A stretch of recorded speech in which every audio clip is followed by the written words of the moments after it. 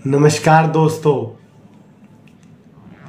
इस ब्रह्मांड में दो प्रकार की प्रकृतियां काम कर रही हैं। एक परम पिता परमात्मा के द्वारा बहुत ही सोच विचार कर, बहुत ही समझ के साथ प्रत्येक जीव का ध्यान रखकर, प्रत्येक पेड़ पौधे का ध्यान रखकर, प्रत्येक मानव का ध्यान रखकर और सबकी सुख सुविधाओं का ध्यान रखकर इस प्रकृति को रचा है। और दूसरी तरफ है मानव द्वारा रचित प्रकृति। उस मानव द्वारा जो वास्तव में इस धरती का मालिक भी नहीं है, एक किराएदार के रूप में यहाँ पर आया हुआ है और वो हर संभव प्रयास कर रहा है जिससे कि वो परमात्मा को हरा सके, जिससे वो परमात्मा का मालिकाना हक छीन सके, जिससे वो इस धरती पर अपने अहंकार को, अपनी ताकत को, अपनी शक्ति को प्रदर्शित कर सके और दूसरों को कमज़ोर साबित कर सके।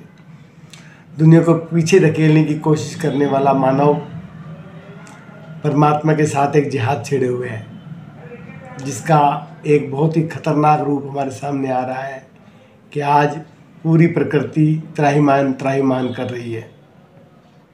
हम एक तरफ पेड़ों को, पौधों को, जंगलों को, सबको नष्ट करके अपने बच्चों के लिए बहुत बड़ी बड़ी आलीशान इमारतें, बहुत कीमती बंगलोज और बहुत कीमती कारखाने छोड़कर जाएंगे, और दूसरी तरफ हम उन्हें प्रकृति के वास्तविक गुणों से, प्रकृति के वास्तविक प्यार से वंचित करके जाएंगे।